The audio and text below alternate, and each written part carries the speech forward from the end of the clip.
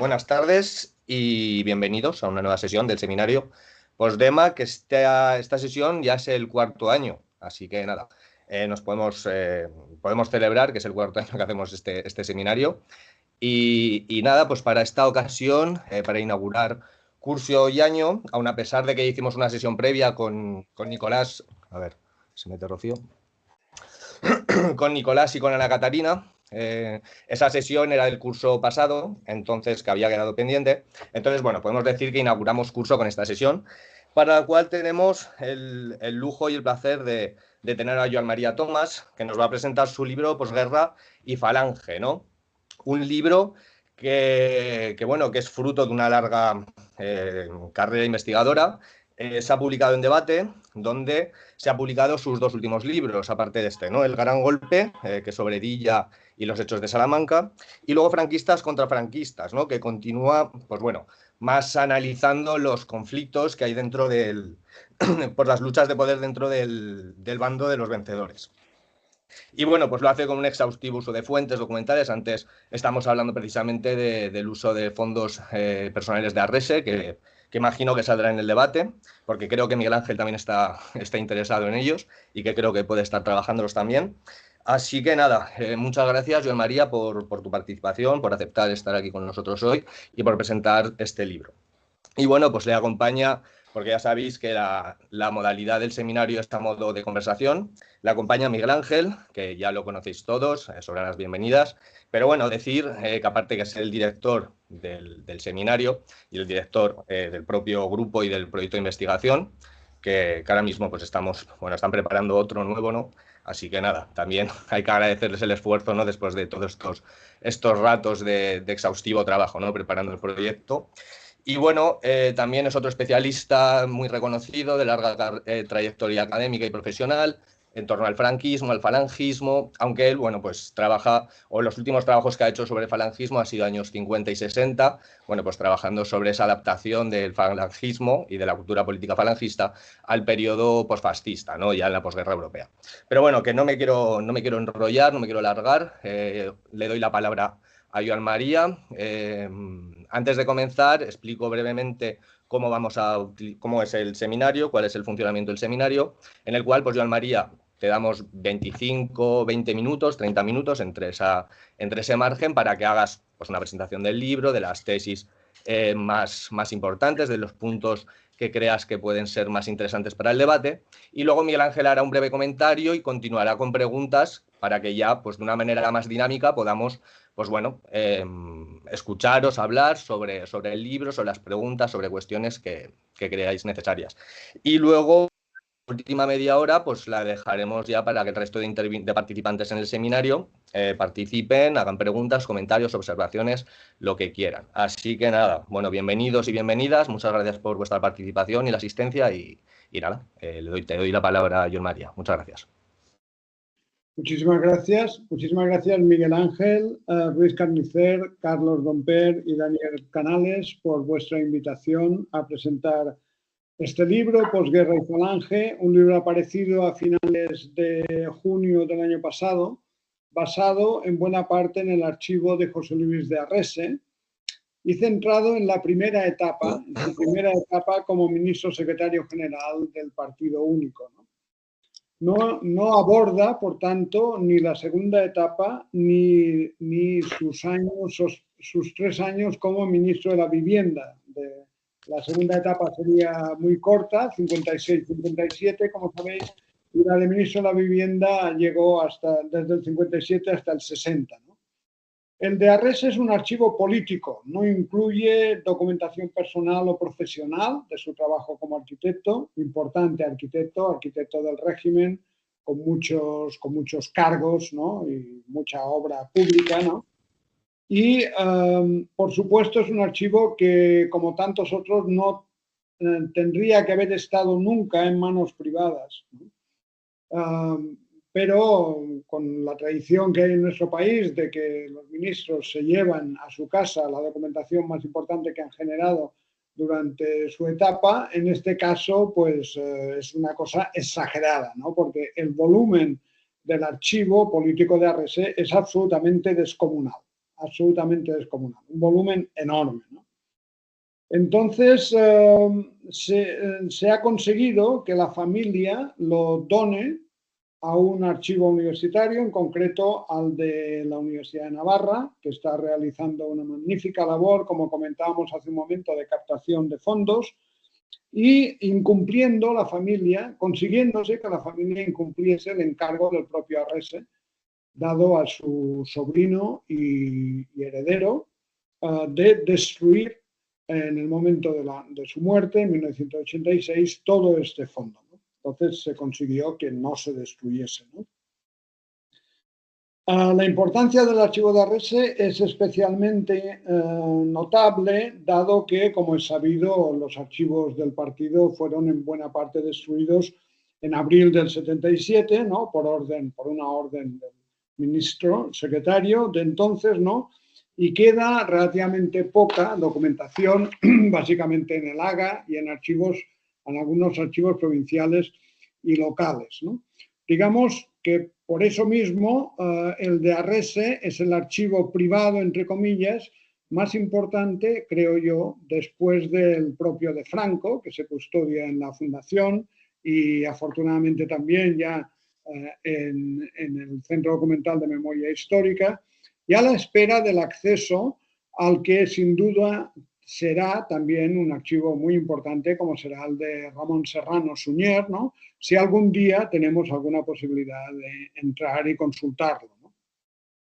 Entonces, el archivo incluye escritos a Franco, a otros ministros, notas cruzadas en el Consejo de Ministros, parte de las actas de la Junta Política del partido, correspondencia con todos los jefes provinciales, denuncias de corrupción de falangistas o de franquistas, informes sobre violencia falangista contra otros elementos de la coalición franquista o, sobre todo, contra la oposición, panfletos, informaciones, escritos varios, en buena parte inéditos, ¿no?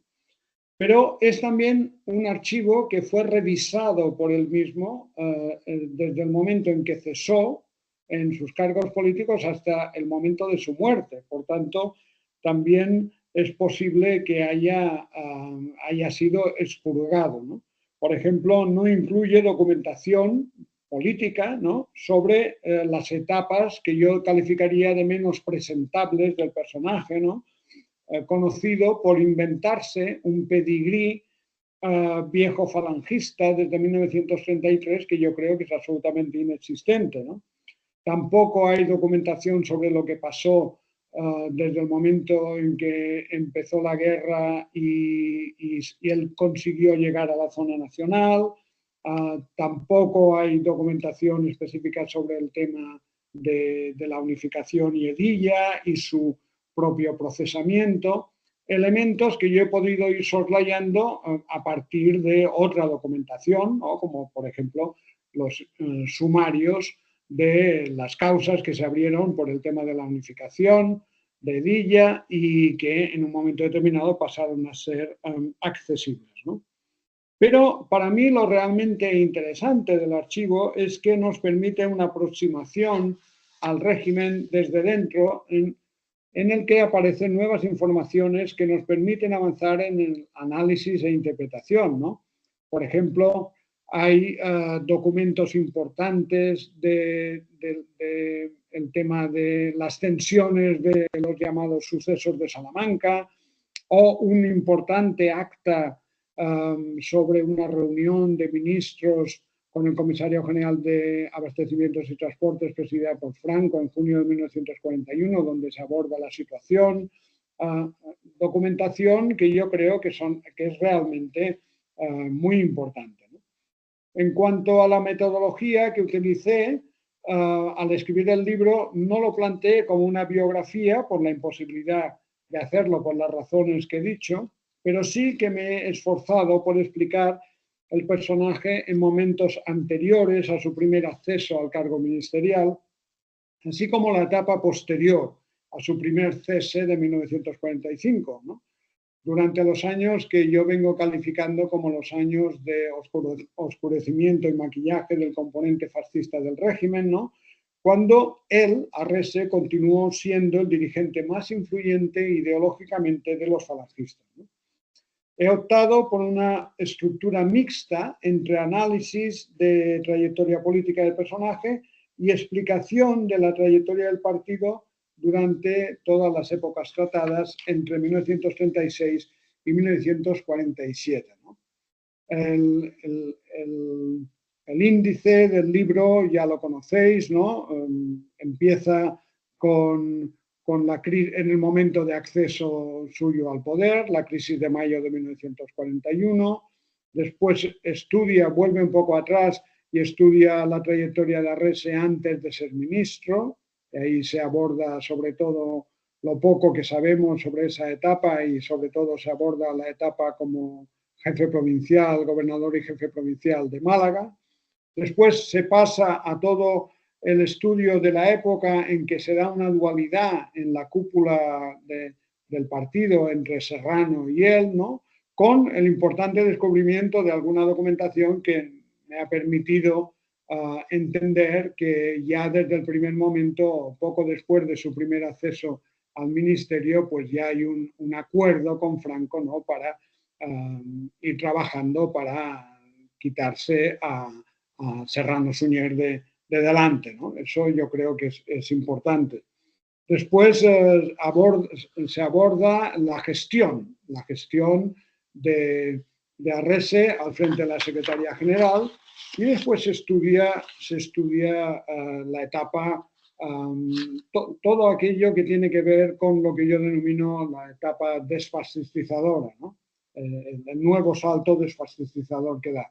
Y el libro se cierra con esa etapa de la Arrese después de dejar el poder y hasta el momento que Miguel Ángel ya sabe mucho más de eso, ¿no? En el momento en que se acabará enlazando con lo que será el segundo Arrese, ¿no? Que en este caso los estudios de Miguel Ángel nos van a permitir dentro de un tiempo, espero que razonable, nos van a permitir tener una visión completa del personaje, ¿no? Poniendo juntas, ¿no? La primera etapa y la segunda etapa, ¿no? Para ir avanzando, pues la investigación me permitió reflexionar sobre lo que yo denomino la dinámica fascistización, desfascistización del falangismo, antes del franquismo y durante este, destacando diversas fases, ¿no? En un momento del libro pues se destaca pues, el hecho, una primera etapa en que la falange se convierte en fascista, a partir de que pasa José Antonio Primo de Rivera de ser un ultraderechista a ser un auténtico fascista en un momento determinado, ¿no? Después se trata de un segundo momento, que será el momento ya de la guerra, el momento en que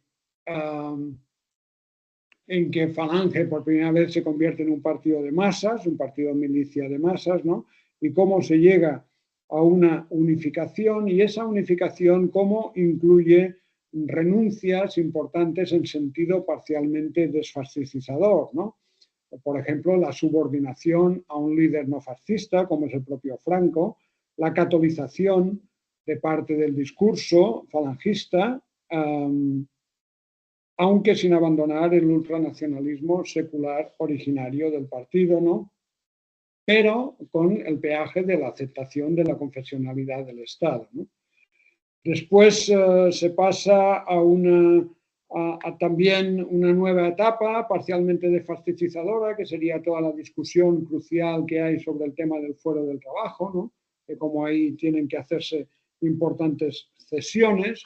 Después entraríamos en una etapa con el fin de la guerra, en una etapa en que yo siempre he denominado la etapa álgida del proceso de fascistización, en la que serán importantes avances legislativos, pero avances legislativos fundamentales, pero que siempre topan con una realidad presupuestaria que hace que mucha de esta labor pues quede simplemente indicada y poco desarrollada, ¿no? Y entonces entramos en la etapa ya en relación con la coyuntura de la Segunda Guerra Mundial y la evolución de esta, entramos en lo que yo diría que es el núcleo de lo que yo he podido trabajar en este libro, ¿no? Que es en un momento determinado los avances en la desfascistización del discurso falangista, ¿no? Las medidas de cómo a partir de 1942, pero sobre todo de 1943, se empieza a plantear que esto no es un partido, esto es un movimiento, no se puede hablar de otros partidos nazi y fascista y claramente a partir de 1943 la respuesta de Arrese a las presiones aliadas, etcétera, y al deseo de supervivencia del régimen que pasa por destacar la Falange como un movimiento fundamentalmente católico y anticomunista, ¿no?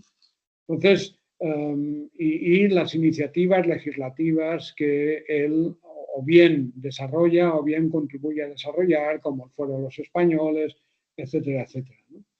Entonces, en el libro he seguido esta dinámica, ¿no? Que podríamos, siguiendo esta dinámica, podríamos ver cómo en un momento determinado, pues realmente el fin de la Segunda Guerra Mundial no implica la desaparición del partido, pero sí ese oscurecimiento y maquillaje al que hacía referencia y una cierta hibernación hasta que a partir de 1948, con una situación internacional ya que empieza a despejarse, pues empezará una recuperación que llevará a lo que Arrese intentará en un momento determinado, que será una cierta refascistización, ¿no? Que fracasará, ¿no? En todo caso, en el libro me he esforzado, ¿no? Por desmontar o deconstruir el personaje, ¿no? El personaje que Arrese creó de sí mismo, ¿no? Como cuando estuvo en el poder y después, ¿no? Como de ser una persona prácticamente un colaborador íntimo de José Antonio, etcétera, etcétera. Pero al mismo tiempo también me he esforzado por valorar aquello que Arrese consigue, ¿no? Para el partido, ¿no? Y creo que es importante destacarlo, ¿no? También me he esforzado y he intentado explicar el por qué Serrano Suñer y en menor grado Ridruejo, pero sobre todo Serrano Suñer, pues se ha dedicado tan sistemáticamente y tan brutalmente, ¿no? A atacar a Arrese, ¿no? Y creo que a partir de este libro se entiende mejor, ¿no? Y es que realmente en esa pugna entre Arrese y Serrano, pues gana claramente Arrese, ¿no? Y eso se nota también en las memorias, ¿no? Entonces, en su haber, habría de Arrese, habría no solo haber contribuido, no es el único ni mucho menos, pero es uno de los más importantes hacedores de lo que podríamos denominar la falange de Franco, ¿no? En tanto que gran palanca de apoyo civil organizado, ¿no? De apoyo político, de apoyo al régimen, paralelo al que en el mundo militar sería el ejército, ¿no? Para terminar, simplemente decir que el principal problema epistemológico con el que tuve que lidiar al escribir este libro, al investigar, y ha sido pues ver cómo esta política parcialmente desfascistizadora en lo doctrinal de Arrese era absolutamente compatible con el mantenimiento de un proyecto político que continuaba aspirando a la hegemonía del partido en el régimen, ¿no? Partido, movimiento en el régimen. Es decir, cómo los trabajos que emprendió a partir de un determinado momento en pro de una desfascistización relativa de todo lo que para él era externo y no original del falangismo, iba parejo con su empeño por colonizar al régimen con la doctrina falangista, ¿no? Algo que, por supuesto, este intento de colonización y de hegemonía no había iniciado él, ¿no? Sino que había llegado con el decreto de unificación, pero que él se esforzó por ampliar, ¿no? Lo que no dejaba de ser una aspiración totalitaria, ¿no? Es decir, que su aparente antitotalitarismo no significaba ninguna disminución de la voluntad totalitaria del partido dentro del régimen, ¿no?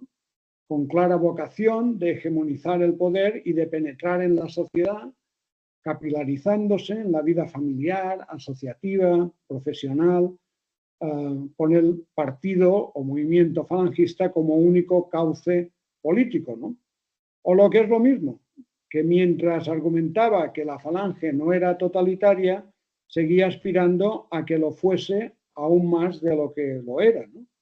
Y por supuesto que continuaba pretendiendo, como antes lo había hecho José Antonio Primo, que la doctrina falangista inspirase un Estado propio y que el partido o el movimiento fuese el único cauce de participación política, ¿no? Lo que no era precisamente una aspiración antitotalitaria, ¿no? Por tanto, ese ha sido el problema, ¿no? Poder ir encontrando la manera, ¿no?, de entender, ¿no?, esa desfascistización con esa y ponerla junta con la permanencia de la voluntad totalitaria, ¿no? Esta es una de las, yo creo que es la tesis fundamental del libro. Y nada más, yo creo que esto es lo que pretendí.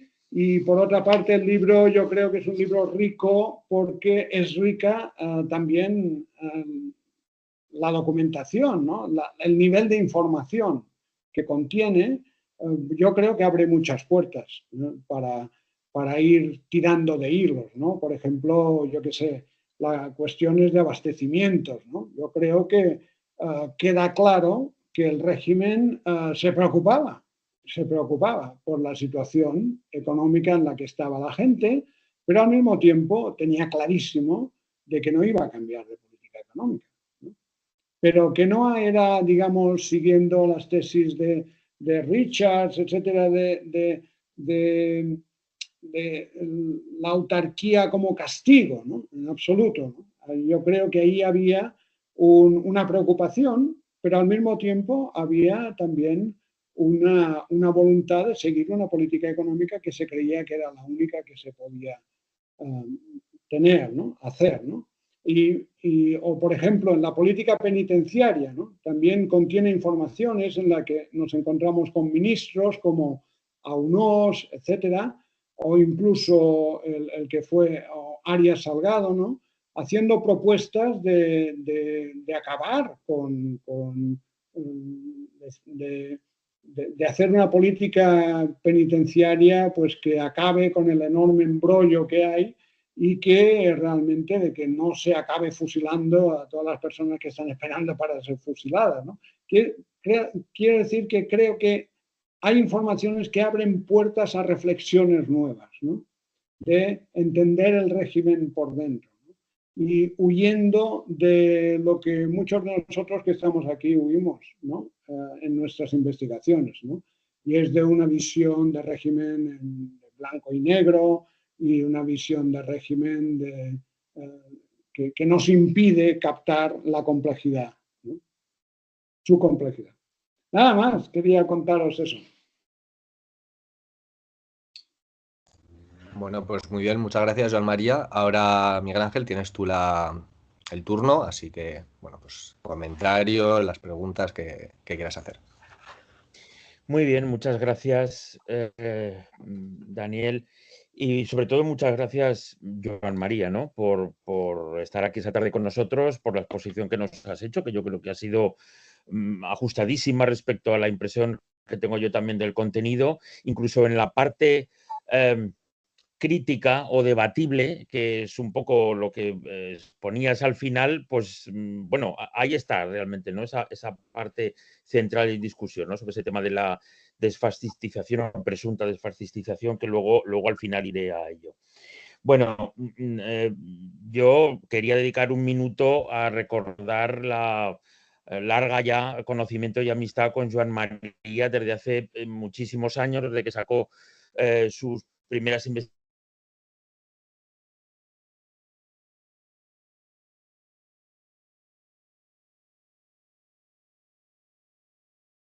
Se ha cortado. Se ha cortado, sí. Sí, se nos ha congelado el jefe. Creo que Ahora. me he congelado. Sí, ¿Ahora? te has congelado. Sí. Vaya, ya lo siento. No soy consciente. Bueno, no sé lo que me habéis oído. Bueno, que tenemos una larga trayectoria y que sobre todo cuando empezábamos a trabajar estos temas éramos conscientes de la enorme tarea que había por delante y de los propósitos por parte del Estado de destruir la mayor cantidad de pistas posibles sobre lo que fue el partido único. A eso se entregaron sus dirigentes, pero también muchos dirigentes menores que en sus provincias, en sus localidades, más grandes o más pequeñas, prendieron fuego a la documentación. Y hay que agradecer esas alegrías cuando estaba uno en el AGA y ve un papel, nada más abrir la carpeta o el contenedor que sea, donde dice destruir, y que evidentemente esa orden no se cumplió, ¿no? Yo creo que también ese hecho está ahí. Pero es verdad que eso nos lleva a una de las cosas que has expuesto, Joan María, y es a la dependencia de los archivos particulares. Unos archivos particulares que son los que están engrosando el archivo general de la Universidad de Navarra, que yo creo que de hecho ya se ha convertido o está a punto de convertirse en uno de los grandes archivos de la historia del franquismo en España. Y eso está muy bien porque yo creo que el tratamiento que dan a esa documentación la gente de la Universidad de Navarra es extraordinario, de una gran profesionalidad, de una apertura en la medida de lo posible a la gente que lo quiere ver. Y yo, las veces que estaba allí, por lo que tú mismo has comentado, yo creo que solo podemos decir buenas palabras sobre el tema. Pero, por otro lado, no es inocente que haya unos nombres determinados con una correspondencia o una documentación, y evidentemente cuando llega allí esa documentación la han filtrado o sus propios protagonistas, como el propio Arrese, o sus familias. Con lo cual tenemos que saber también que estamos con archivos con las cartas marcadas. Claro, en el caso de Arrese es difícil marcarlas porque salvo lo que imagino que Arrese pudiera conocer muy bien y apartar o destruir en su momento, que eso nunca lo sabremos, ¿no? Al fin y al cabo él murió en la época ya del gobierno socialista de Felipe González, porque la cantidad de documentación es ingente. Yo por lo que he visto, que seguramente es menos y de una etapa posterior a lo que has visto tú, aunque yo también he visto alguna cosa, como sabes, también de esos años, hay un enorme desorden.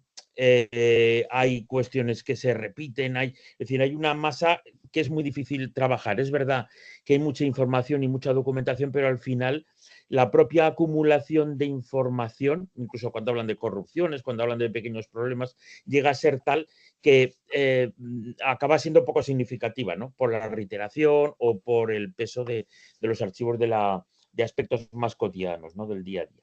Bueno, en todo caso, yo creo que tu trabajo es una muy buena forma de recuperar y hacer accesible a los lectores especializados, porque hay que decir que este libro yo creo que es más para lectores especializados que para el gran público. Es verdad que nosotros disfrutamos, los que estamos de alguna manera más cercanos a estas temáticas y los investigadores que podemos estar en este seminario, seguro que le podemos sacar partido. Pero es verdad que seguramente el gran público está pensando en síntesis mucho más pequeñas que tú ya has hecho por otro lado en otras publicaciones, ¿no? Como La Falange de Franco u otras cuestiones. Pero allí, como digo, hay una gran cantidad de información que transmites, de una forma muy amplia, ¿no? Incluso reproduciendo partes significativas de documentos. Entonces es una manera también de llevarlo al conocimiento público, ¿no? Que yo creo que es uno de los aportes del libro y que coincido contigo hace que podamos hablar de gran riqueza del libro, por los documentos y por la complejidad que retrata.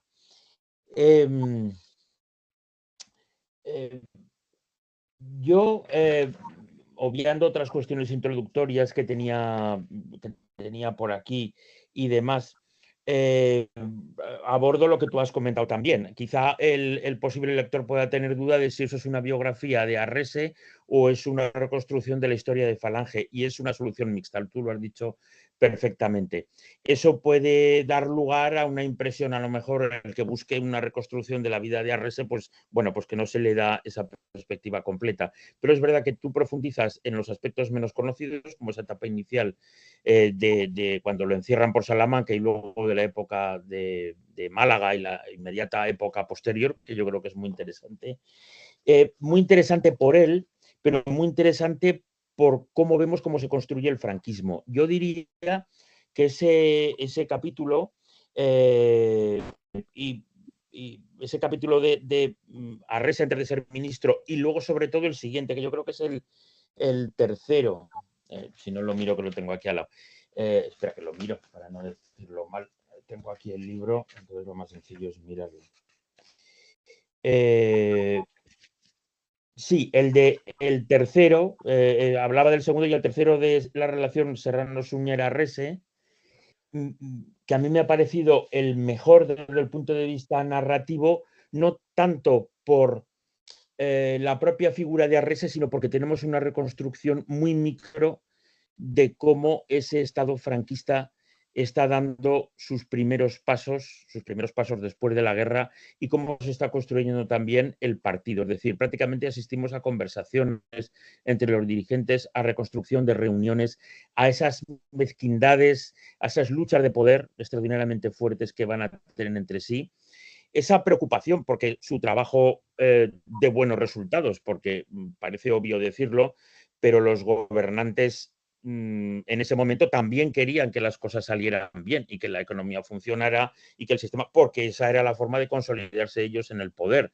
Que fuera una dictadura no quiere decir que fueran, que estuvieran desconectados de la realidad que veían y que era una realidad terrible. Otra cosa es que ellos estuvieran también evidentemente muy fanatizados e ideologizados en que había una tarea que había que cumplir y que los males o los problemas venían del pasado, ¿no? Eran el fruto de los años de la República y de la guerra. Pero me ha gustado mucho esa reconstrucción que se hace, que es muy detallada,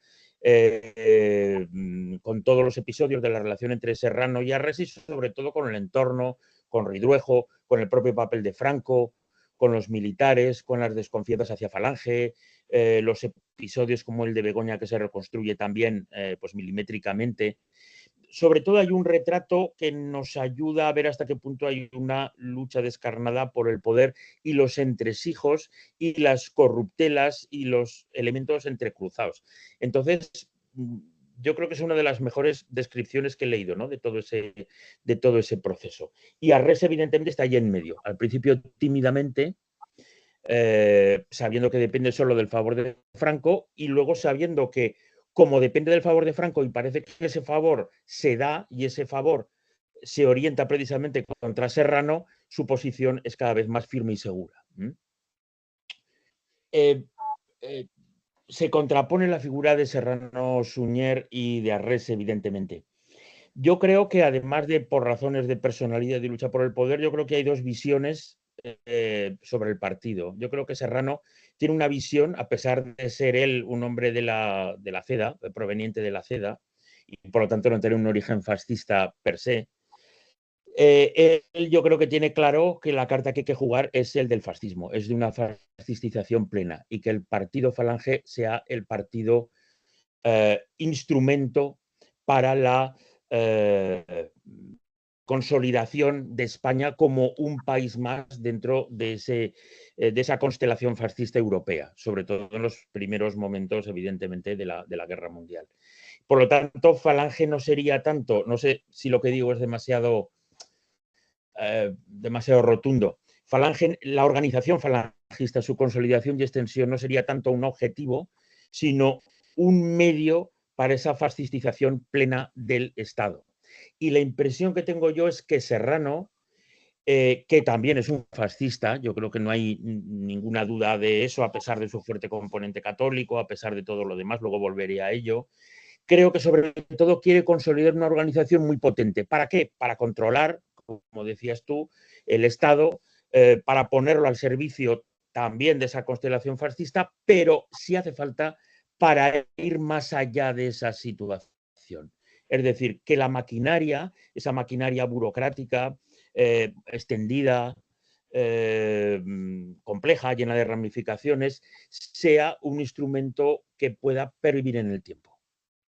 Y yo creo que esa es la visión que triunfa y que a veces se puede interpretar como un cierto proceso desfascistizador. Luego abordaré un poquito más tarde ese tema.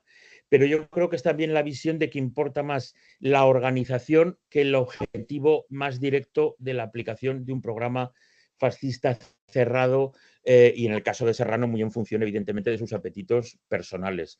Como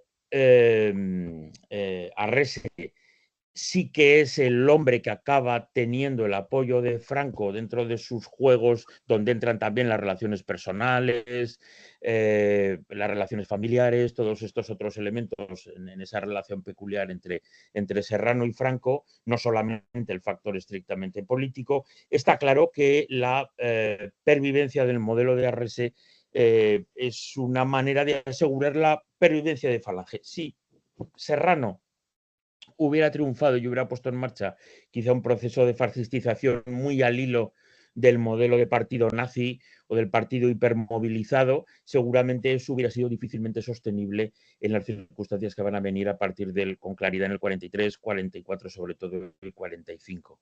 Sin embargo, el modelo de Arrese sí que es mucho más maleable. ¿Por qué? Porque aunque sea fascista desde mi punto de vista, en cuanto a su origen, objetivos, características, etcétera, es una organización que va a poder capear circunstancias diversas, ¿no? Y yo creo que es una de las, para mí, consecuencias claras, ¿no? También de esa victoria de RS, un modelo de partido diferente.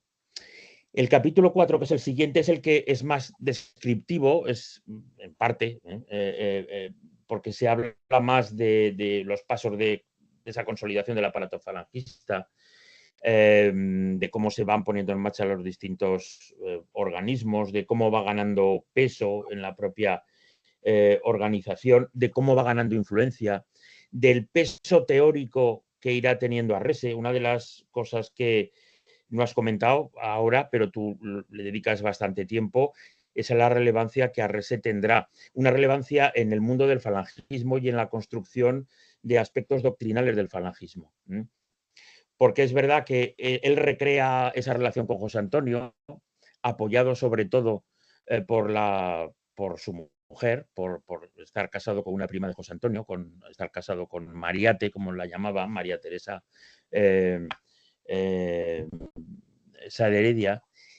Y eso, un poco como pasa en el mundo árabe, si me permitís esa referencia tan escasamente realista, el haber sido primo o el haber tenido una relación con alguien con una visión taumatúrgica, parece que te traspasa por una especie de relaciones familiares, una influencia. Entonces yo creo que utiliza eso para construir, para ser realmente el gran teórico doctrinal que va a tener. Yo creo que es el único realmente que aporta algo, bueno, aporta dentro de lo relativo que pueda ser, pero sí que tiene un discurso elaborado, como se verá en los libros que irá publicando, sobre todo en los últimos años que coinciden con la Guerra Mundial. Si lo comparamos con los libros que publica Raimundo Fernández Cuesta, que son recopilaciones de discursos y recopilaciones de artículos y alguna intervención muy ad hoc, pero que en realidad se lo hacen. Me parece que hay 4 volúmenes enteros que son recopilación de discursos y tiene alguna cosa más, pero no mucho más.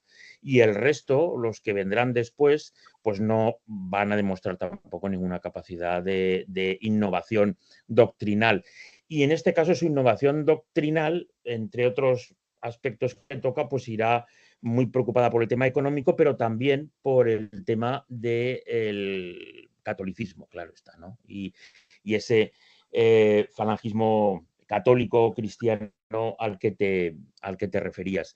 Eso también es presentado como un elemento de desfascistización, porque de alguna manera esa pugna que una parte muy significativa de la historiografía ha defendido, otra menos, aunque evidentemente todos tienen que ver unos con otros, de la contraposición entre católicos y falangistas, parece que los pasos dados en un sentido de catolización te alejan de la fascistización.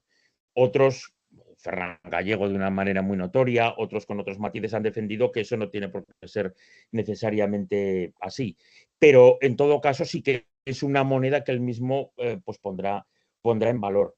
Entonces, bueno, es verdad que Arrese se convierte en una de las grandes figuras, incluso después de 1945, lo llamarán al Consejo del Reino, eso también lo cuentas, van a escribirle mucha gente, van a estar en contacto, va a tener, dentro de lo que cabe, dada la personalidad tan compleja y tan blanda, por decirlo así, de Fernández Cuesta, una cierta relación de consideración hacia Arrese, por lo menos por la información que yo sé o que yo tengo.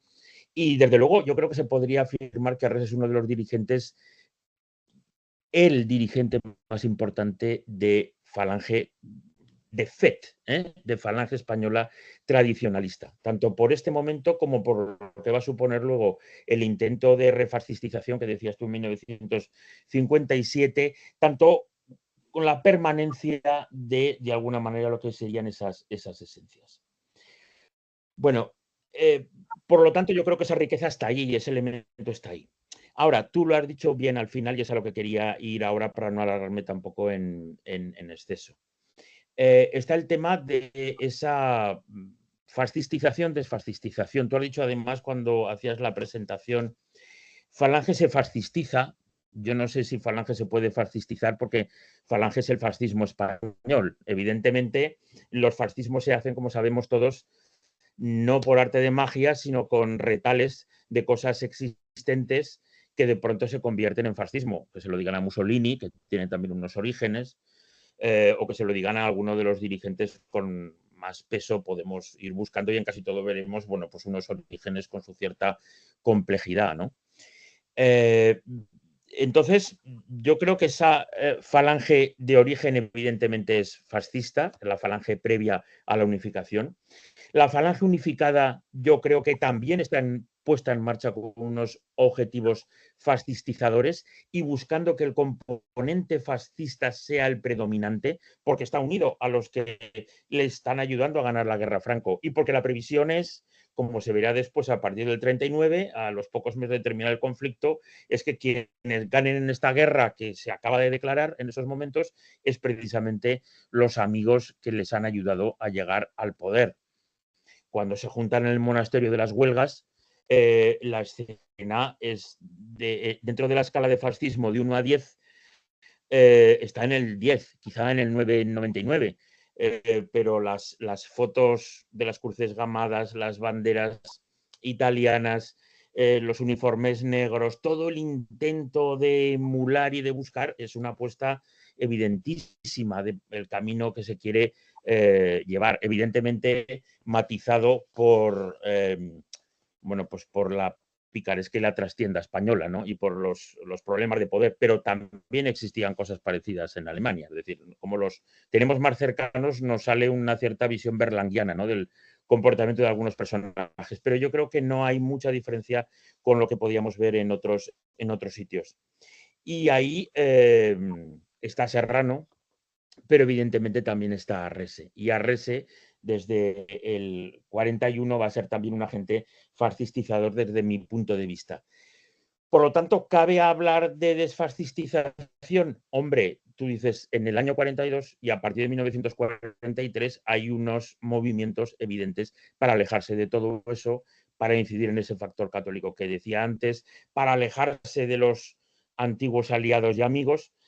Pero claro, ese es un proceso que todos hemos caracterizado como un proceso de maquillaje y de adaptación, en una componente muy importante para mí, fundamental. Arrese, yo creo que a diferencia de otros y a diferencia de Serrano, que en su vida demostrará también quizá una personalidad demasiado atormentada y quizá demasiado poco dominadora de sí mismo, y estoy pensando en episodios como el apoyo a Salán en la época de la independencia de Argelia, cosas que evidentemente no se entienden en una personalidad más adaptativa, pero Arrese sí que es una persona con una enorme capacidad de adaptación y tiene claro que la pervivencia de Falange, desde mi punto de vista, pasa por la adaptación de todo ese aparato que ha ido creando y que tú describes muy bien y con detalle a una situación que seguramente no va a ser la soñada ni la prevista. Incluso que pueda estar, si no bajo tierra, si en una situación parcialmente durmiente, manteniéndose, dejándose muchos pelos en la gatera, con una situación de desgaste, con muchos problemas internos. Yo leía documentación de falangistas bebidos entrando en hoteles del centro de Madrid, donde había prensa extranjera, cuando ya se estaba en el 44, en el 45, dando vivas a Hitler, insultando a Resse, insultando a Franco, es decir, una absoluta... Estallaba la realidad es que eran todos absolutamente fascistas y partidarios del eje.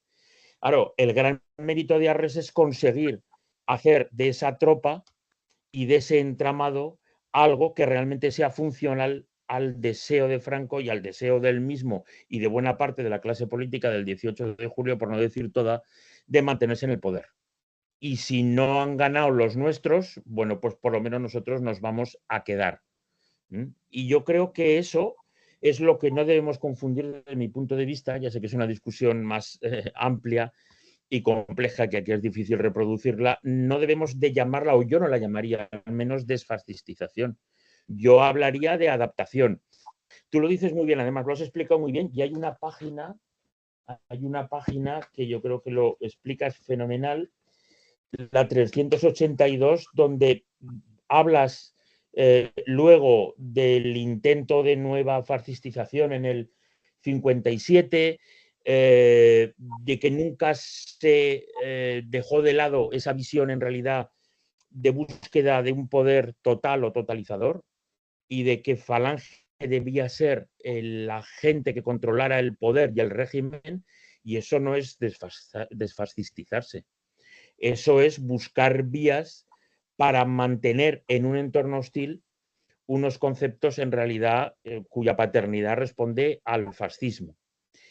Porque si no, yo creo que este libro, que yo creo que es muy desmitificador en muchos aspectos y que nos da una comprensión profunda de bastantes cosas de lo que sucede en el régimen, a lo mejor puede ser visto por una parte consolidada de la historiografía que presenta a Arrese pues como el franco-falangista, el que vende a Falange a Franco y a los católicos. Por ejemplo, toda la gente que aún escribe sobre la Falange auténtica, la Falange pura, la Falange, ya sabes, esa mitificación inexistente de una Falange con pretensiones opositoras. Otra cosa es que hablemos de las tensiones y tal, pues bueno, traicionada por gente como Arrese. Bueno, si Falange sigue adelante como organización, si luego tiene una influencia en las cosas que suceden en los 50, en la formación de la juventud, en la conformación también en los años 60 de otro tipo de minorías con otros referentes, pero en el que el ingrediente falangista está, es Arrese.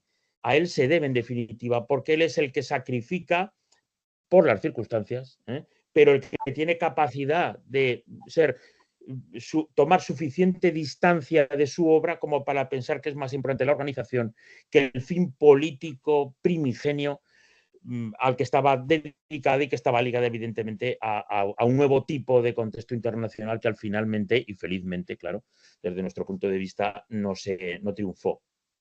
Entonces, a mí me parece que ese tema, que yo creo que tú lo que decías al final, esta es mi tesis, claro, pero la tesis acaba de alguna manera presentando una dicotomía no resuelta. Nunca podremos resolverla de todo porque nunca podremos meternos en el cerebro de ese gran admirador de los samuráis que era Arrese, ¿no? Pero yo creo que desde el exterior de su cabeza está bastante claro. Es un hombre mucho más pragmático, es mucho más adaptativo, es mucho más como Franco, desde ese punto de vista, aunque sean diferentes también en sus personalidades. Y por lo tanto, sabe que el componente católico es fundamental para gobernar en España si estás en una especie de coalición derechista fascistizada, si es que podemos llamar así al régimen franquista, y por lo tanto esa tiene que ser una de las caras fundamentales, caras y realidad práctica, pero a la vez eso hace posible generaciones y generaciones de gente que se forma en las organizaciones, en la sección femenina, en el Frente de Juventudes, en el SEU, en el no sé qué, en las universidades laborales, en todas las distintos niveles, ¿no? que funcionan. Y eso es quizá lo que a mí más me gustaría plantearte, ¿no? No tanto porque me parezca un defecto del libro, porque además ya pues nos conocemos y quiero decir y sabemos un poco las aproximaciones de cada uno, sino porque creo que es un tema interesante debatirlo, ¿eh? No se trata de decir, no, es que era más fascista, es que era menos. Yo creo que poca duda de que si hubiera ganado Hitler, todos hubieran estado encantados de estar ahí alineados. Pero no lo hace. y desde luego lo que se hace es un intento de sobrevivir y de intentar mantener esto. Yo creo que también está bien descrito cuando yo creo que el motor de lo del 57, que siempre se ve como una cosa rara, como si se hubiera drogado a Rese, ¿no? O le hubiera dado una cosa rara y hubiera intentado volver al pasado, o al menos en los manuales a veces o en las historias hechas un poco rápido puede parecer este tío, qué raro, le tienen que parar los obispos, ¿no? Que van a hablar con Franco. Yo creo que él capta, después de la crisis del 56, que hay un riesgo real de que la monarquía de Don Juan vuelva a España, que los monárquicos están dispuestos. De hecho, las cartas que estuve viendo yo de la gente que le escribía y de gente como Diego Salas Pombo, que lo tenía de vicesecretario general y de otros del entorno, están realmente con una sensación que ahora nos parece irreal, ¿no? Que eso nunca pudo tener base, pero ellos lo viven como una posibilidad real. Ante esa posibilidad real de una monarquía que Franco no tenga más remedio que aceptar antes de tiempo, e incluso con una monarquía con unos ciertos riesgos liberales o cortesanos, el instrumento para evitar eso es Falange. Y esa de alguna manera es la apuesta de Arrese. Por eso Arrese vuelve.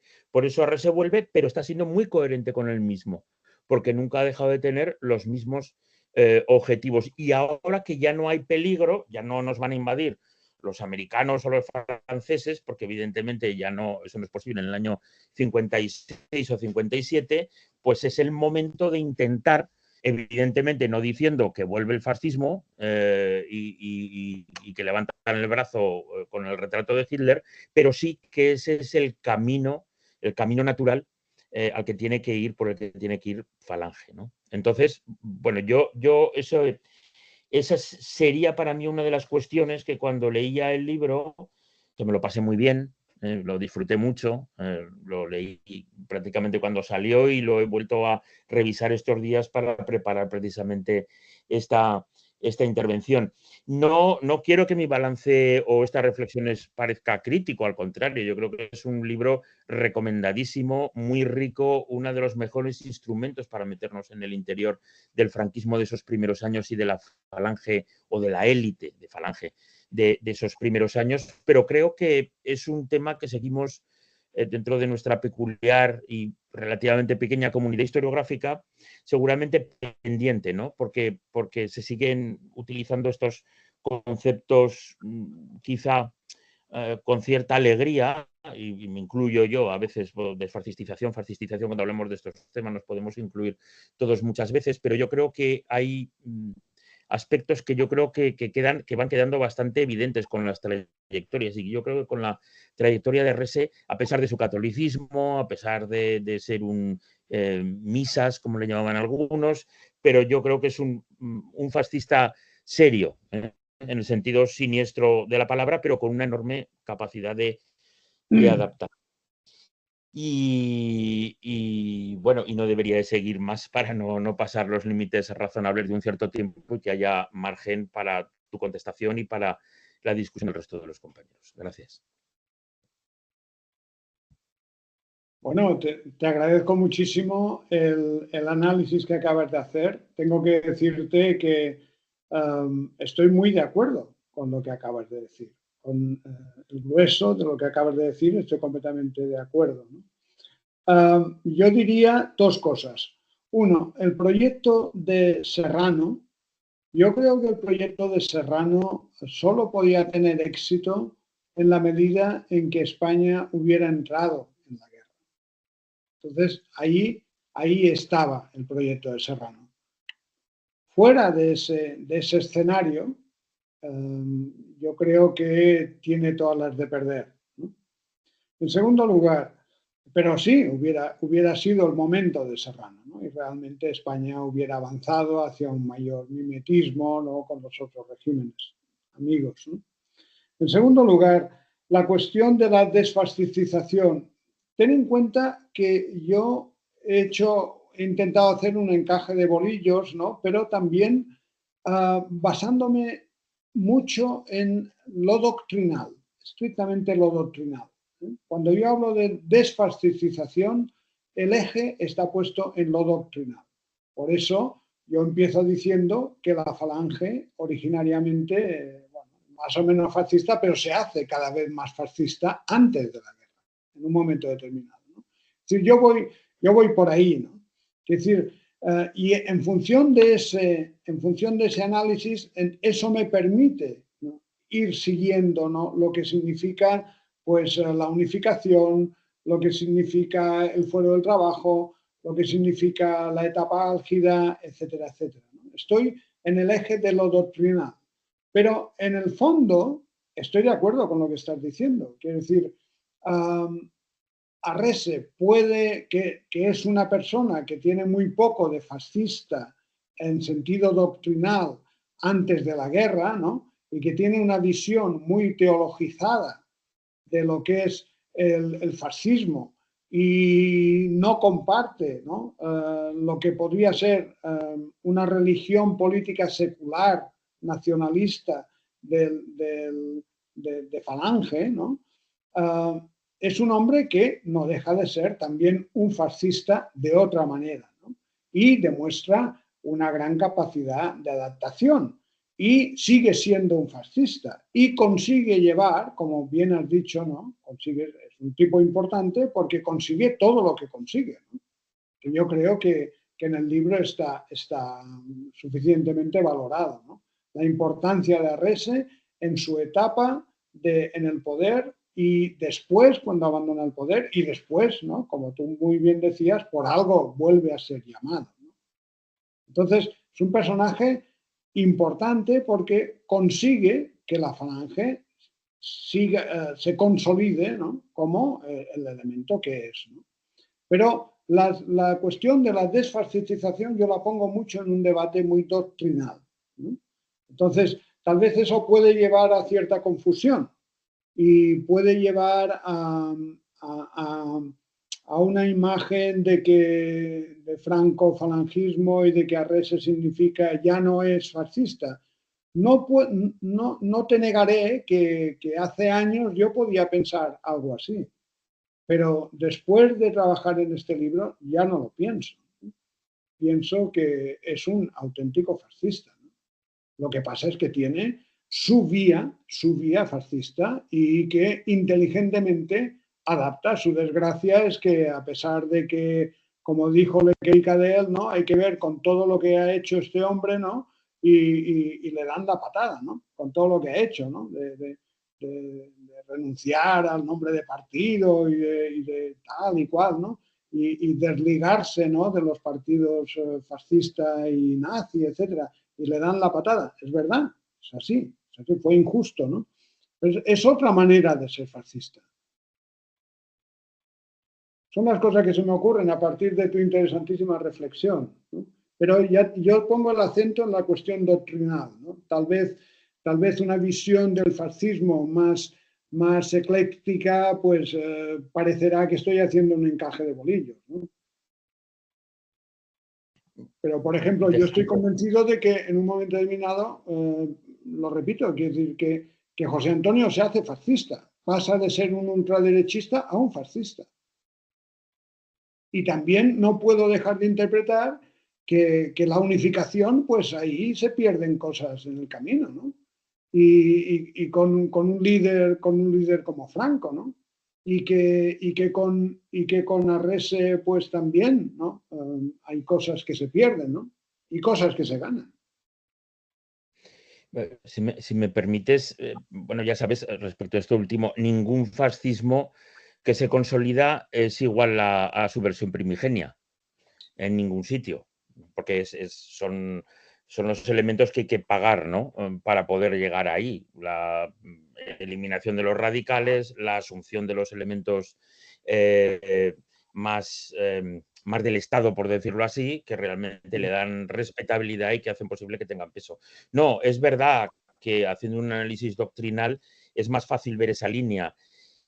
Pero es verdad también, tanto en sus libros como sobre todo en las colaboraciones periodísticas, que se ve mucho más claramente el carácter estrictamente estratégico de ese cambio, o sea, buscando la supervivencia. Si uno lee las colaboraciones a lo largo del año 43 y en el 44 seguidas, en una mañana, de las cosas que aparecen, los discursos, es de vergüenza ajena. Es una auténtica labor de vivir lo que más de vergüenza es Franco, que a veces dice hay unos cambios radicales. Después de ponerse casi como un fascista hitleriano, de pronto se ha vuelto un católico considerado hacia los Estados Unidos, ¿no? Hay unos cambios que se nota que el personaje tampoco tiene a lo mejor, o por lo menos los discursos que le escribe, ¿no? Que él al final lee. Pero Arrese, yo creo que ahí está haciendo un ejercicio estrictamente de adaptación. Lo que pasa que es una adaptación, como todas las adaptaciones bien hechas, que tiene sus propias raíces de verdad en ese catolicismo primigenio, en un análisis más específico de la figura de José Antonio y del fascismo español. Es decir, como sabemos, las mentiras buenas, las que triunfan, son las que tienen ingredientes de verdad. Porque eso es lo que hace que... Y no estoy diciendo, o sea, cuando digo... Por eso no me gusta a mí utilizar esos términos de mentira, tal, porque parece que estamos hablando de una especie de trampantojo. Y aparte de ser una necesidad, yo creo que responde también a esa situación de una falange, al fin y al cabo, débil en cuanto a su personal político en buena medida y que por lo tanto está trufada de elementos católicos.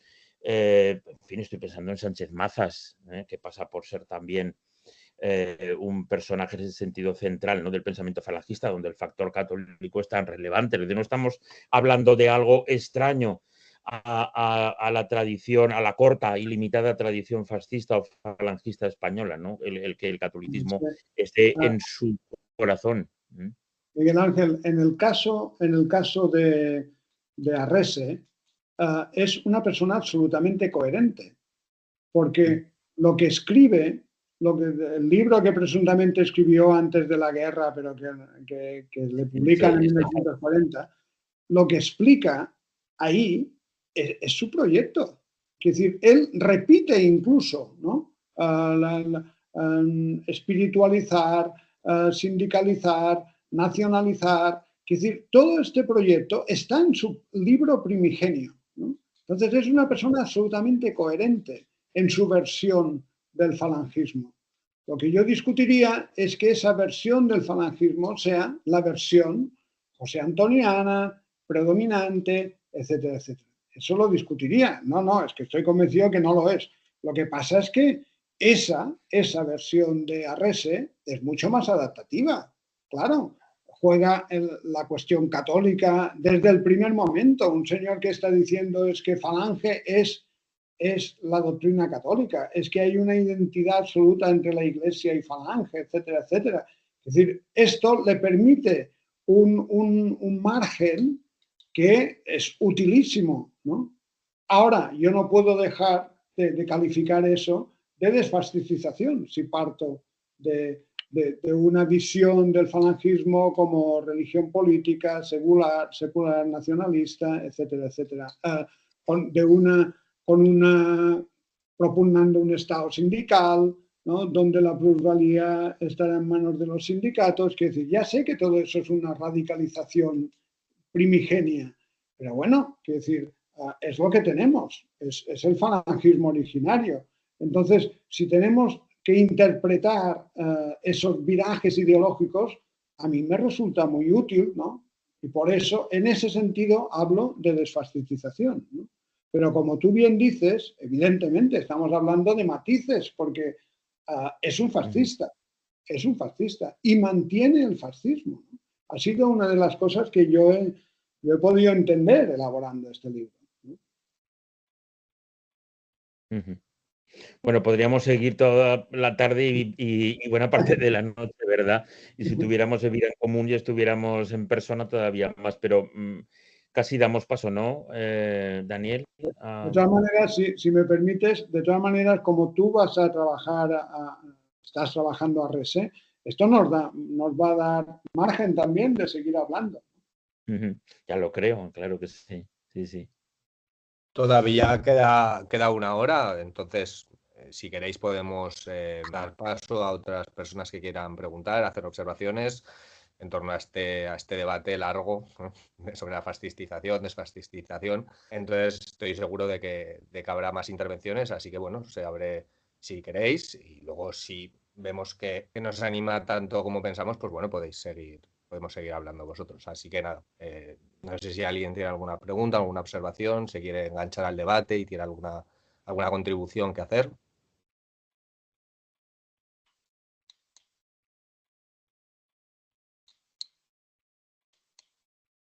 Nada. Bueno,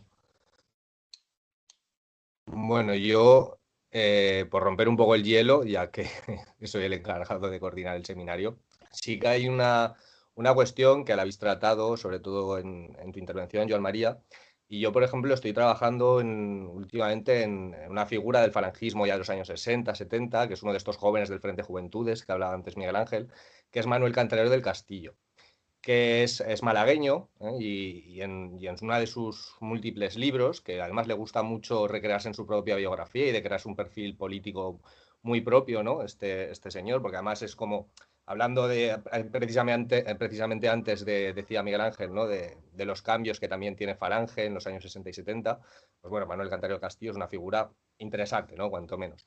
Pero bueno, a lo que voy. Recuerdo que decía, que él siendo malagueño, además hijo de un exiliado republicano, recordaba las obras sociales de Arrese, ¿no?, como gobernador civil en Málaga. Recordaba la vivienda social, recordaba cuestiones de este tipo, ¿no?, la lucha contra el extraperlo, etc.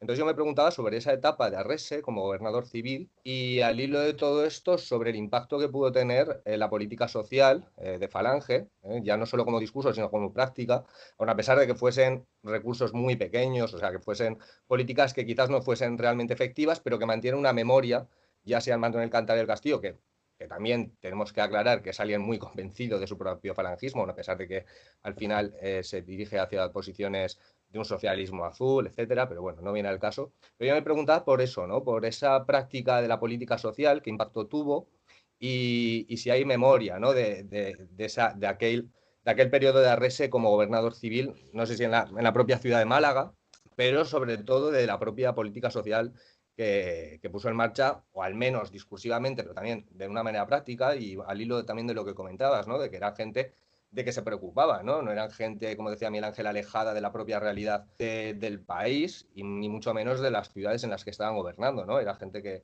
veía y que estaban preocupadas dentro de su propia convencimiento de que el régimen debía ir en una dirección y castigar a otra dirección, ¿no?, castigar al resto. Pero bueno, tenía una preocupación social. Entonces me preguntaba por ese impacto en la propia ciudad de Málaga, o en la propia provincia de Málaga, si has trabajado eso, y preguntarte pues, más concretamente sobre ese periodo de Arrese como gobernador civil en Málaga. Muchas gracias. Muchísimas gracias, Daniel. Mira, sobre Málaga no hay mucha documentación en el archivo, ¿no? Y prácticamente lo que hay en el libro es lo que hay, ¿no? Pero lo que sí me gustaría reflexionar es sobre el papel de los falangistas en cuanto a la política social. Quiero decir, yo creo que claramente los falangistas son, digamos, el ala más social de la coalición autoritaria franquista. Y en el libro sí que aparece un personaje que yo vengo siguiendo desde hace muchos años, incluso escribí una biografía suya que es prácticamente imposible encontrar, que es José María Fontana, ¿no? José María Fontana Tarrats, ¿no? Y aparece él y su populismo, ¿no?, como gobernador de Granada, ¿no? Pero ya había empezado antes como jefe provincial, porque él era de los que se negaban a unificar los dos cargos de jefe provincial y gobernador, pero finalmente le hacen gobernador, y de cómo choca, ¿no?, con los intereses, con los grandes propietarios, etcétera, cómo se ve cómo incluso en determinadas áreas del país la escasísima política social que había en el régimen ni siquiera se aplicaba, ¿no? Se dejaba completamente de lado, ¿no? Y se pagaban los salarios que se querían, ¿no? Y se hacía lo que se quería, ¿no? Y como él, utilizando sus resortes como gobernador, ¿no?, por tanto que puede meter en la cárcel a administradores y cosas de esas, pues lo hace, ¿no? Es decir, pero Yo lo que te diría es que claramente los falangistas significan eso, ¿no? Evidentemente depende de qué tipo de falangista eres, ¿no? Si es un falangista convencido del poder que tengas, etcétera. Pero en muchos lugares donde hay gobernadores y jefes provinciales auténticamente falangistas, se hace una política provincial, ¿no?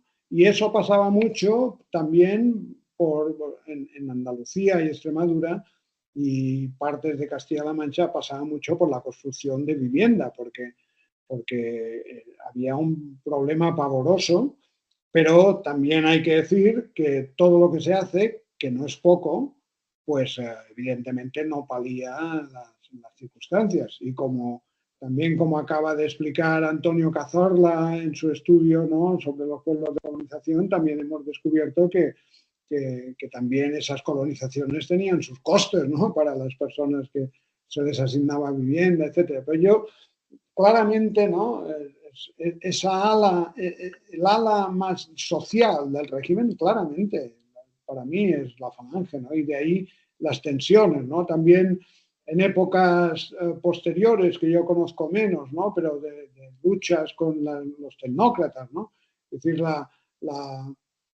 ellos piden reformas fiscales, ¿no? Los falangistas piden reformas fiscales. Hay actuaciones que el resto del bloque, la coalición autoritaria más conservadora, pues en absoluto quiere seguir por ahí, ¿no?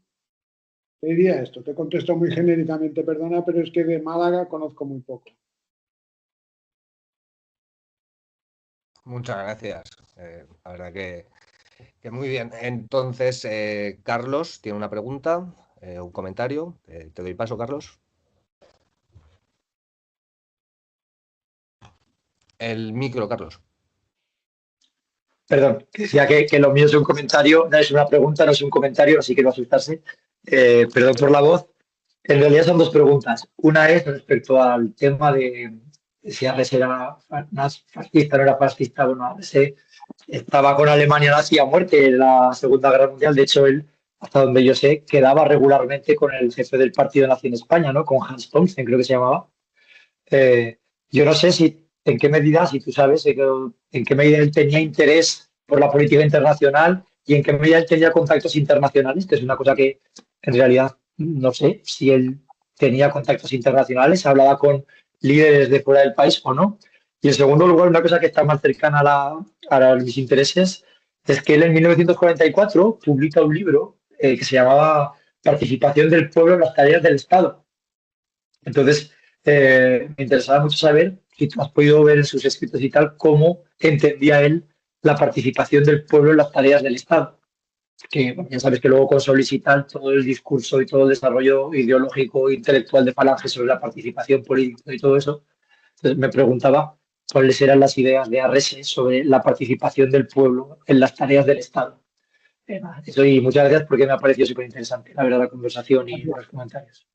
Mira, en el archivo prácticamente no hay nada de relaciones internacionales de Arrese, lo cual me hace pensar que, aparte de estos contactos, ¿no?, que podían tener con las embajadas y los aparatos, ¿no?, represivos y de información y de prensa y propaganda, ¿no?, de los alemanes y los italianos, pues aparte de eso, pues yo no veo, ahí no hay correspondencia, no hay nada de esto, ¿no?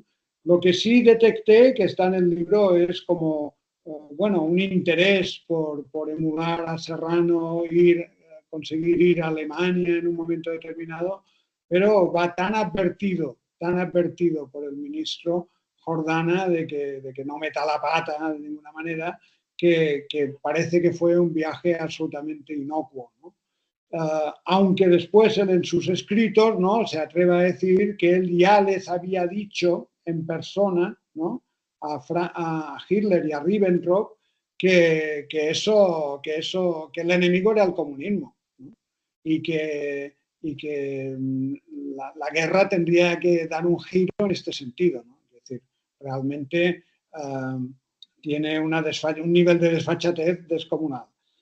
Y en cuanto a la participación del pueblo en las tareas del Estado, Arrese es una persona que no es un tema que yo haya tocado a fondo, no me metí mucho en eso, pero yo creo que él lo tiene claro también, ¿no? Tiene claro un concepto de partido que con el tiempo tiene que convertirse en un partido tipo comunión, donde tiene que haber, ¿no?, diversas opciones, ¿no?, y en que la participación tiene que ser una participación dentro de una dictadura autoritaria como es aquella, ¿no?, a partir de los mecanismos, ¿no?, que están regulados en las Cortes y también en las elecciones sindicales y la cuestión municipal, etcétera, etcétera, ¿no? Él lo ve en este sentido clásico, pero él también abre la puerta desde muy al principio a una concepción del partido que permita la existencia de corrientes, ¿no?, dentro de esa gran comunión que sea el movimiento. Bueno, veo que tiene la mano levantada Pablo y luego Nicolás, así que Pablo, adelante. Gracias, por cierto. Muchísimas gracias por la conversación, que ha sido absolutamente fascinante. Tengo dos preguntas, una más anecdótica y una más de sustancia. La pregunta más de sustancia tiene que ver con la influencia del personaje. En un determinado momento creo que la frase ha sido el personaje más influyente. Y yo siempre tengo con mis alumnos el problema de cómo se analiza la influencia y sobre todo en perspectiva comparada, ¿no?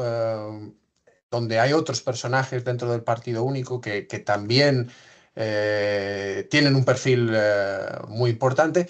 ¿Cómo se compara a Rese y cómo se puede medir esa influencia en ese periodo? Y luego ahí a lo mejor Miguel Ángel puede decir algo porque me ha parecido muy sorprendente cómo se ha referido a Raimundo Fernández Cuesta, que, como has dicho, blando, es un personaje blando. Pero que querría saber, porque Raimundo Fernández Cuesta es uno de los grandes personajes, por ejemplo, que él sí tiene además una dimensión internacional. En Italia hay un cierto respeto por Fernández Cuesta, más que había sido embajador. Y luego la parte anecdótica de la pregunta es la parte laboral del archivo, porque tengo un compañero que está precisamente trabajando sobre arquitectura y franquismo. Y sobre todo la perspectiva transnacional. ¿Qué ha pasado, digamos, con la parte profesional de ese archivo? ¿Se lo ha quedado la familia? ¿Tiene acceso? ¿Es posible acceder a esa parte más profesional como arquitecto de Arrese? Muchas gracias. Gracias a ti. Empiezo por lo último. La parte profesional debe estar en manos de la familia, porque, digamos, del despacho, el despacho de arquitecto, no está la documentación. Lo que sí hay muchísima documentación sobre su etapa de ministro de vivienda, lo cual debe ser riquísimo a la hora de estudiar las políticas de vivienda, ¿no?, que él hizo. Esto es importantísimo. Pero su despacho personal como arquitecto, que trabajaba mucho con su cuñado y que hizo una fortuna tan descomunal, pues, que le permitió, pues, comprar el convento de monjas delante de su casa y convertirlo en el Museo de Arte Sacro de Corella, que, por cierto, os recomiendo que visitéis, ¿no? Todo eso a base de donaciones. Yo también pude visitar la casa palacio de los Arteta, ¿no? Y allí lo que me sorprendió fue ver la cantidad de arte que hay, que yo no sé de dónde ha salido este arte, pero hay un arte no sacro precisamente, pero una cantidad de muebles, cuadros, etcétera, etcétera, de un hombre que hizo una fortuna, yo creo que enorme, ¿no? Por otra parte, hay que decir que la familia de su mujer, casi un poco más y la exterminan a toda, ¿no? Y en la guerra, porque murieron el padre, 2 hermanos en Paracuellos, después otro hermano, creo que ya había muerto como falangista antes de la guerra, y otro hermano fue herido en la División Azul. Yo creo que la señora Mariate acabó siendo la heredera de todos los Sáenz de Heredia y, por tanto, ahí debe haber muchísima posibilidad de acumular cosas, ¿no? Pero me llamó mucho la atención, ¿no?, la riqueza, ¿no?, de esa casa, de la casa palacio suyo y después de aquello que sigue siendo propiedad suya, pero tienen un convenio con el Ayuntamiento de Corella, etc. Entonces, la documentación como arquitecto, pues sería muy interesante pues, seguirla, ¿no? Porque es un tema que yo creo que está muy poco estudiado, ¿no? O sea, la arquitectura en el franquismo, ¿no? No solo a partir de las obras, de los encargos, ¿no? Del ministerio, sino también, ¿no? Ellos mismos como creadores, ¿no? Yendo a la segunda parte, pues sí, cómo calcular, cómo saber, ¿no? quién fue más influyente. Pues sí, es imposible, pero cuando nosotros nos referíamos al tema de influencia, nos referíamos dentro del partido, ¿no? Y dentro del partido yo no veo a ninguna otra persona tan influyente como él desde el punto de vista doctrinal, ¿no? Porque, como decía Miguel Ángel, realmente tiene mucha más estatura Arrese, ¿no? Es capaz de generar más conceptos y a veces de dar muchas vueltas, ¿no? Porque al final el nacionalsindicalismo para Arrese se convierte en una especie de cooperativismo, ¿no? En el seno de la empresa, ¿no? Pero en todo caso, él genera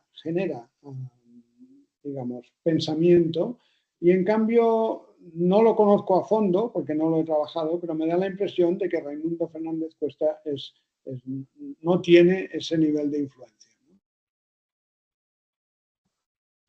Yo, si me permites, Daniel, ya que me ha dicho lo de mi calificación de Fernández Cuesta, no se trata de insultar a los muertos, que no estamos para eso los historiadores. Lo que quería decir lo de Blando es que bastantes a Fernández Cuesta sí que hay que insultarlo, Miguel Ángel. Cualquiera que haya tenido que leer sus memorias, yo creo que tiene derecho a insultarlo de por vida. Sí, posiblemente, pero bueno. Pero las propias fuentes falangistas que se encuentran, que Joan María lo cuenta en alguno de sus libros también, pero aparecen de mucha manera en los propios textos, ¿no? de las cartas de algunos falangistas, hablan, yo no diría con desprecio, porque no es la palabra desprecio, pero la visión que tienen de Fernández Cuesta, y tú lo resumes muy bien en tu libro de Nicolás, es que Fernández Cuesta no tiene capacidad de liderazgo. Fernández Cuesta lo que hace es servirse del sistema para estar en una posición de influencia, pero decepciona a una buena parte de falangistas que confían en él como, de la misma manera que decía yo antes de que Mariate había sido inicialmente el talismán que le permitía a Arrese dotarse de un aura porque tenía una relación familiar con José Antonio, ¿no? Y eso daba un elemento irracional de familiaridad. Pues en el caso de Fernández Cuesta era el secretario general auténtico puesto por José Antonio. Eso es lo que hace que cuando vuelve, una vez que lo suelta Indalecio Prieto para ver si riñen los falangistas entre sí, digan, bueno, es que hay que poner a Fernández Cuesta, porque como lo puso José Antonio, una cosa todo bastante irracional, pero muestra evidentemente una parte de lo que es el pensamiento fascista, ¿no? Desde ese punto de vista. Pero Fernández Cuesta nunca va a estar a la altura de las circunstancias.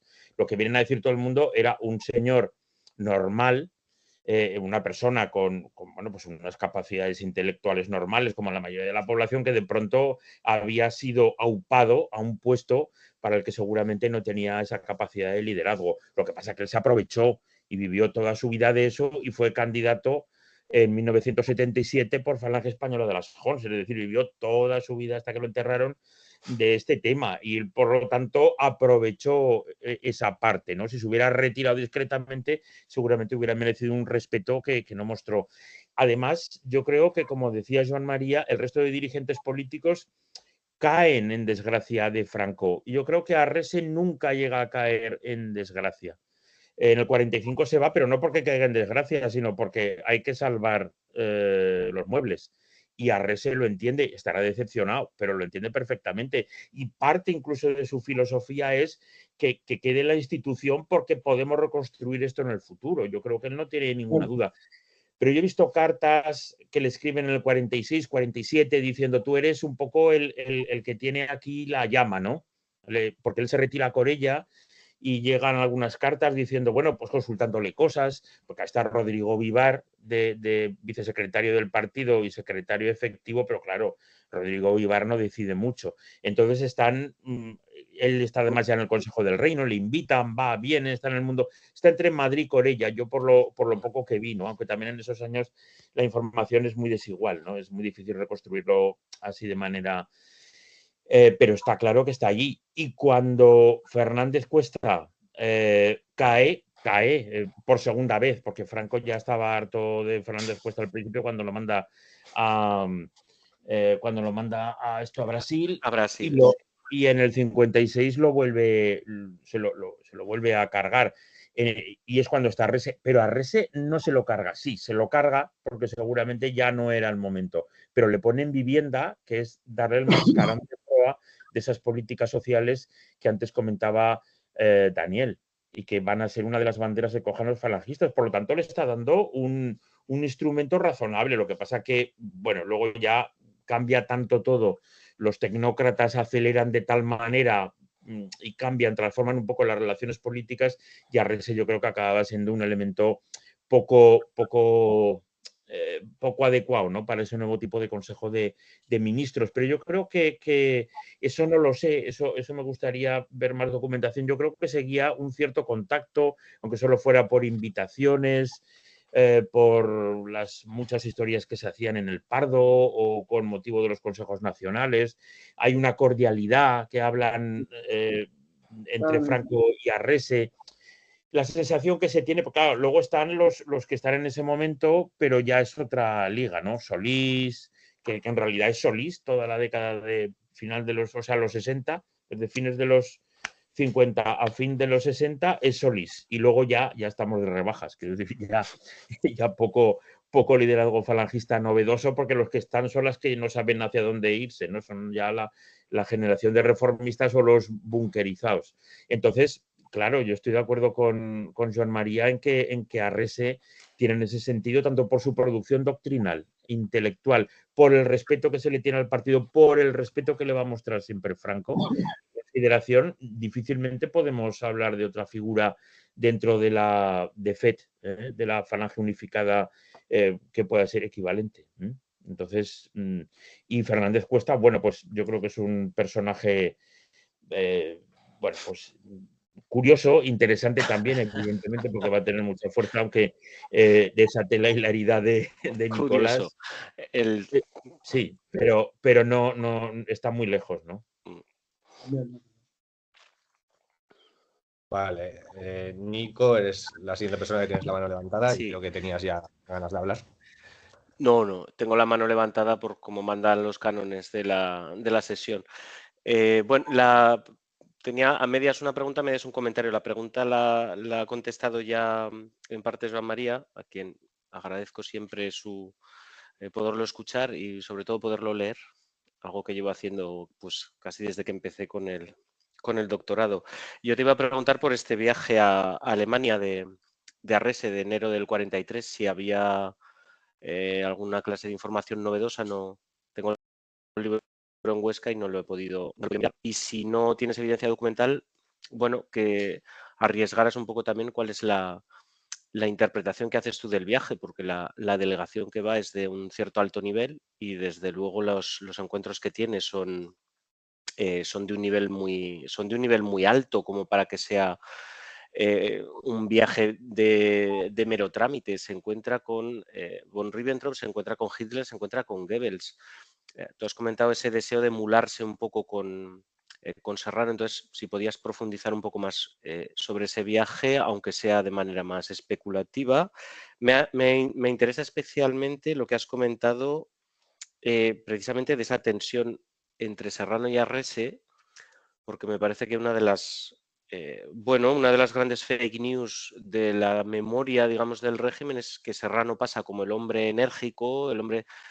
Y sí, todos estos, Arrese o el propio Fernández Costa, pasan un poco como, bueno, meros lacayos de Franco, y en realidad Arrese es una persona muy calculadora, es una persona muy estratégica.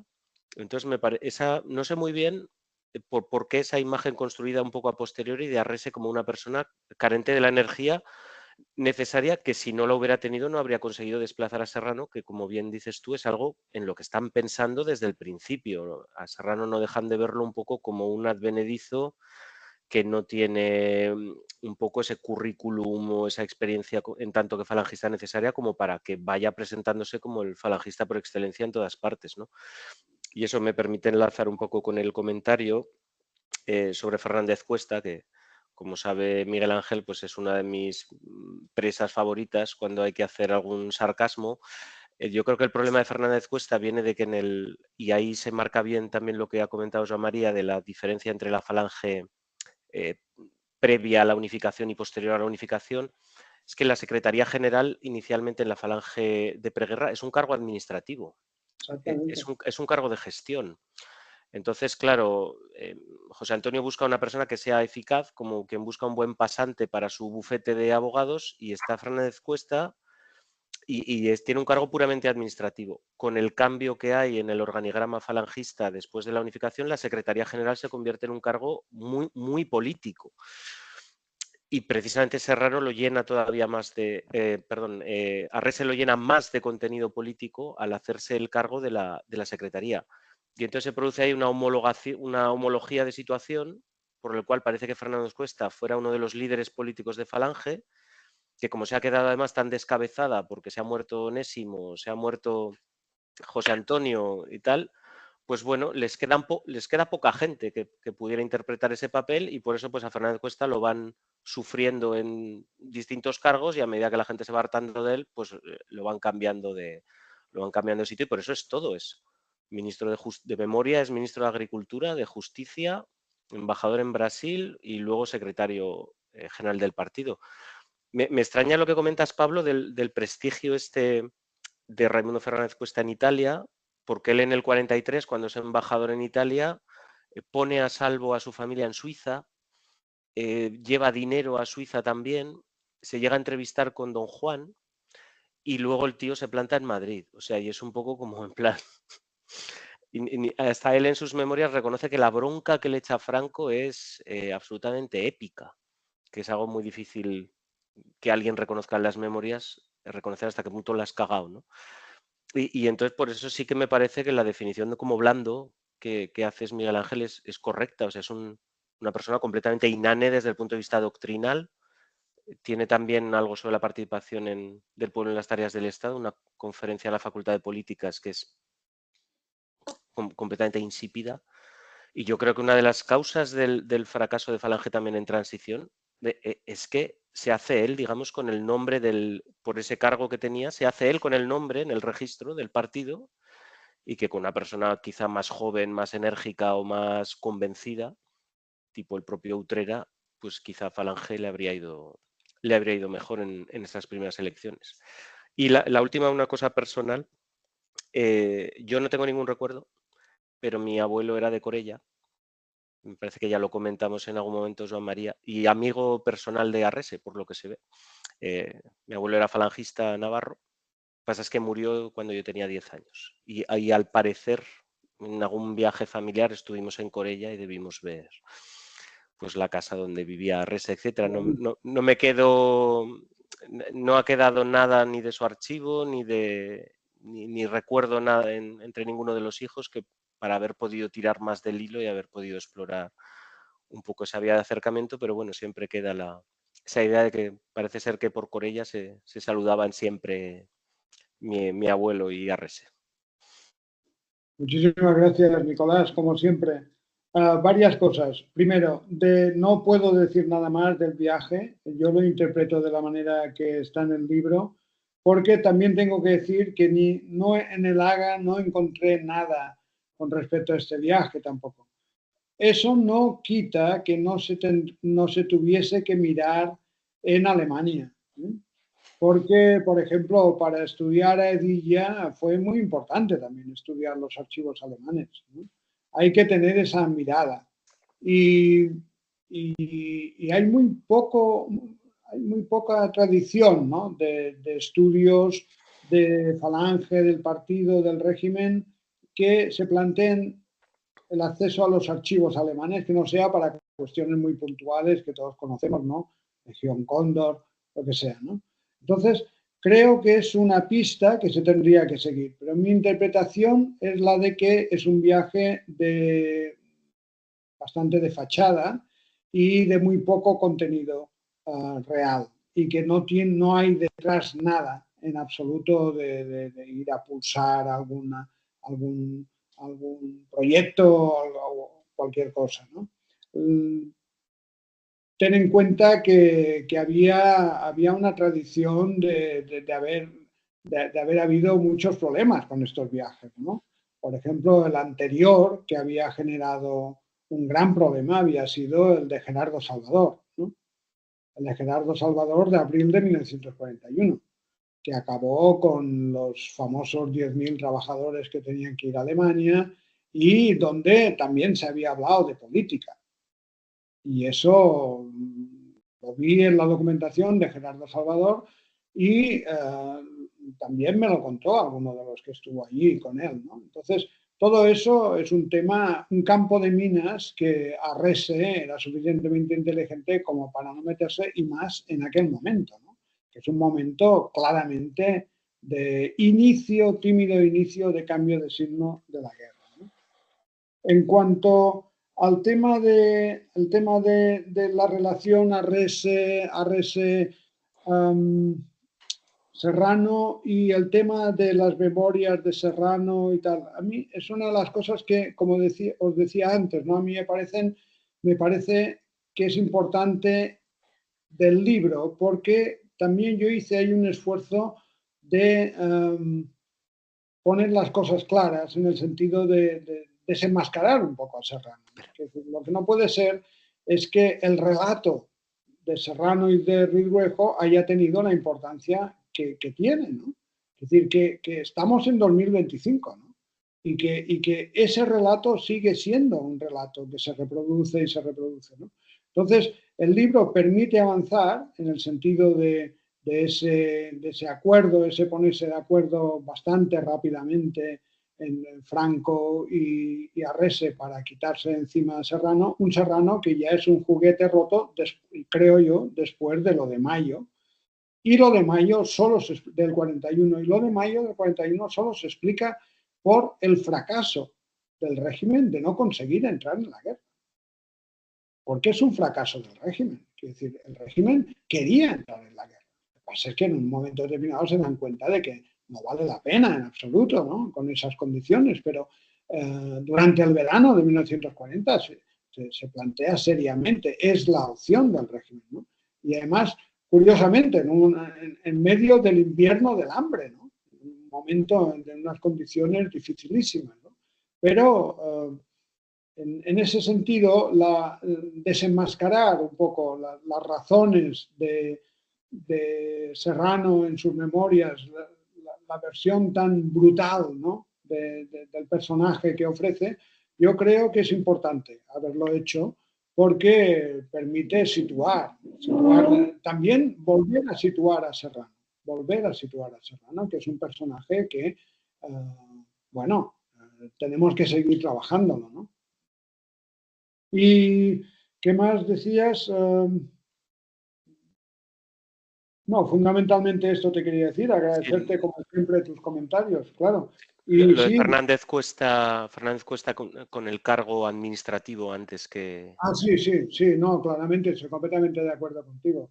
Fernández Cuesta no es uno de los de la junta política que tiene una opinión relevante dentro del partido, ¿no? No es un Valdés Larrañaga, no es el del SEU, que no recuerdo ahora, no es incluso un Sánchez Mazas, ¿no? No es eso, es otra cosa. Es un secretario bastante administrativo, y lo demuestra, ¿no? Lo demuestra siempre. Es un hombre, bueno, sus memorias quedan bien claro, ¿no? El tipo de personaje que es, ¿no? El susto que lleva encima este hombre, ¿no? El susto, ¿no? Hay que reconocer que también la jugada que le hicieron de mandarlo para chutarlo, para desestabilizar la zona nacional, era también un regalo muy envenenado, ¿no?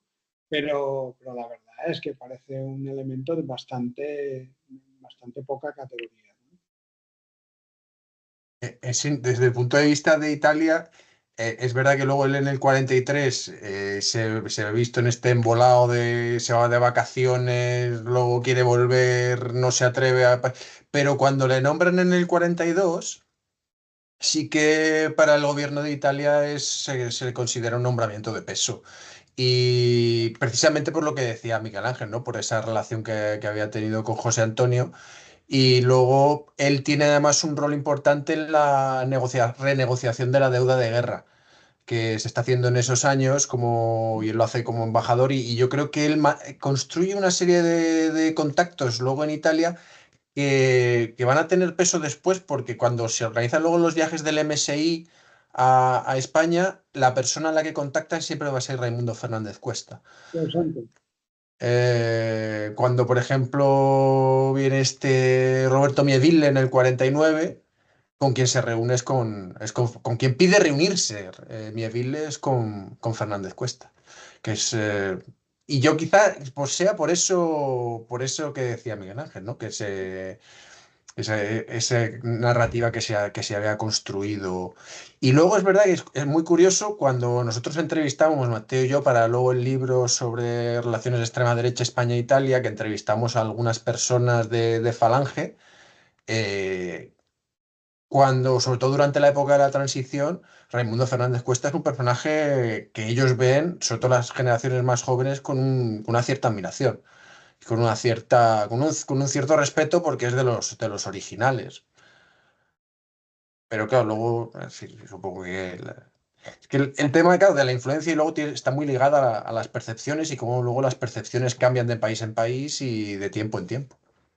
Y me vais a disculpar, pero yo también me tengo que marchar, pero he disfrutado muchísimo de la charla, así que muchísimas gracias a todos.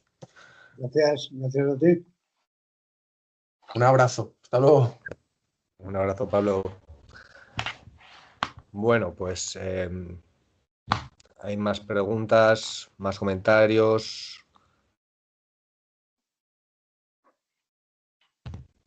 No sé si tenéis algo. Tenemos 15 minutos hasta las 7, pero bueno, si vemos que No la tenemos cosa... obligación de cumplir Eso. religiosamente, quiero decir que es un Empezar a tope. las 5. En realidad es un tope. Las 2 horas es un tope para que la gente no diga un seminario online que dura más de 2 horas ahí sentado frente al ordenador, qué horror. Entonces es un poco de autodisciplina, pero depende de... Claro, además no es lo mismo a lo mejor que hay un número menor de gente conectada y, bueno, pues sí, o yo qué sé, en fin, en las dinámicas. Bueno, por mi parte, yo quiero deciros que aparte de presentaciones y actos que relacionados con el libro, nunca había tenido un nivel de discusión como el de hoy sobre el libro y os lo agradezco de corazón y por supuesto lo que hemos hablado aquí siempre sirve para seguir reflexionando, ¿no? Y espero que este diálogo lo vayamos teniendo, ¿no?, en el futuro. O sea que por mi parte, profundo agradecimiento por vuestra iniciativa de invitarme. No, el agradecimiento es nuestro porque aparte de ser un gozo personal, por el afecto y la larga trayectoria compartida que tenemos, bueno, son nuestros temas, ¿no? Y son los temas que llevamos dando vueltas mucho tiempo, a los que siempre se puede sacar punta, que la documentación que vemos nos aporta nuevas evidencias y yo creo que bueno, pues realmente nos reconocemos, ¿no? En esta comunidad, en este grupo y en las cosas que hablamos. Entonces, por mi parte, ha sido también extraordinario, ¿no?, el poder tener esta sesión de hoy. Estupendo. Pues muy bien, pues muchas gracias, Joan María. Reitero las palabras, reivindico las palabras también de Miguel Ángel y de Pablo también, que ha sido un placer escucharos. Ha sido un debate muy interesante, muy, muy rico y muy vivo, además, hasta muy bien. Así que nada, podemos dar por cerrada la sesión. Así que Muy bien, nada, muy bien. el próximo día, 27 de febrero, pero ya anunciaremos la próxima sesión. Así que nada, Joan María, muchas gracias, ha sido un placer. Un abrazo. Cuidaros mucho. Un abrazo grande, Joan María. Un abrazo. Gracias. Que vaya bien. Adeu.